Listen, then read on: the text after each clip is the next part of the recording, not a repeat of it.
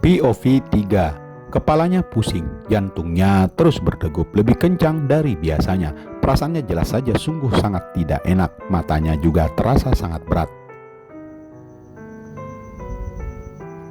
Ia tak bisa tidur nyenyak semalaman, sementara pagi ini masih ada jadwal kelas untuk pelatihan. Badannya justru berat sekali saat ia mencoba melangkah masuk ke kamar mandi. 2 hari yang luar biasa, pikirnya.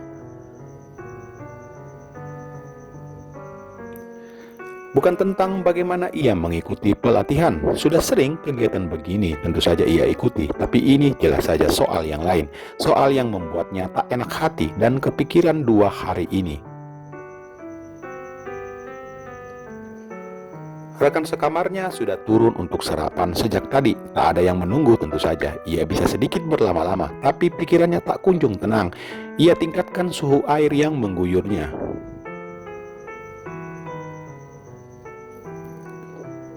Ia mulai merasa kepanasan, diturunkan lagi. Kini tangannya tak terkontrol, tangan kirinya pun juga sudah tak terkontrol, semua bekerja sesuai fungsi masing-masing. Tatapannya kosong setelah mengambil jeda, ia memutuskan untuk segera mengakhiri proses mandi tersebut. Ini sudah kedua kali sejak peristiwa semalam, tapi pikirannya belum juga beranjak dari sana. Bus ke lokasi pelatihan akan berangkat pukul 7.45. Ia bahkan belum sarapan. Setelah berpamitan untuk berangkat sendiri, ia beranjak ke restoran. Tubuhnya terasa lemas sekali setelah 2 kali ia tertidur. Bahkan semalam, ia nekat tidur di samping kawannya. Entah apakah rekan sekamarnya terjaga atau tidak. Seumur hidup, ia tak pernah begini. Jadi tadi malam adalah kali pertama baginya. Meski berpikiran terbuka karena bersekolah hingga sarjana, ia hidup di lingkungan. Bahkan pernah mondok di pesantren meski hanya 3 tahun, maka hal-hal begini agak aneh yang ia rasain. Bahkan suaminya adalah lelaki cinta yang pertama. Ia merasa cukup dengan yang dilakukan oleh sang suami selama ini. Mereka sudah menikah selama 8 tahun. Suaminya 5 tahun lebih tua darinya. Selama 8 tahun itu semua baik-baik saja, seperti keluarga yang berjalan pada umumnya. Suaminya bekerja seperti biasa. Ia adalah seorang ibu rumah tangga yang aktif pada kegiatan sosial. Hubungan mereka berdua juga rutin ia lakukan seminggu atau 2 minggu sekali. Mungkin mereka akan terasa senang. Baginya, itu sudah lebih dari cukup. Menikah muda serta sedikit pengalaman dengan laki-laki membuat ia merasa apa yang diberikan oleh suaminya sudah sangat luar biasa. Begitupun dengan urusan yang lain. Semua berubah setelah peristiwa tadi malam, dan 2 hari ini juga ia menyaksikan bagaimana yang ia lakukan selama ini sangat-sangatlah berbeda. Ia memang sempat beberapa kali melihat beberapa orang, tapi ia menganggap semua itu hanya rekaan saja. Karena jelas saja ia tak pernah melihat secara langsung apa yang ia lakukan selama ini. Ia merasa bahwa apa yang ia lakukan sama seperti yang orang lain lakukan di luar sana. Ternyata apa yang dipikirkan semua itu salah, dan itulah yang kini menyiksa pikirannya. Seingatnya 20 menit adalah waktu paling lama yang pernah ia habiskan bersama sang suami untuk saling bercanda satu sama lain. Mereka berhenti setelah sang suami mulai sibuk. Lalu ia sendiri bagaimana? Baginya selama ini ketika ia melihat wajah suaminya tersenyum ditunjukkan olehnya, lalu ada pujian di dalam hatinya benar-benar terasa plong.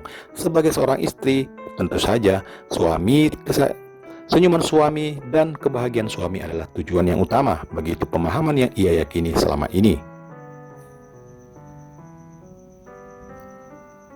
Sekarang mungkin tidak lagi. Untuk pertama kali ia menyaksikan sendiri yang sangat berbeda dari hubungannya yang selama ini ia lakuin bersama suami secara langsung. Meski lewat panggilan video, tapi ia tahu itu dilakukan tanpa adanya rekayasa sama sekali, dan ia menyaksikan penuh selama 1 jam lebih. Ia tak berkonsentrasi menikmati sarapannya. Pikirannya belum lepas dari antara Bayu dan Dokter Mirsa.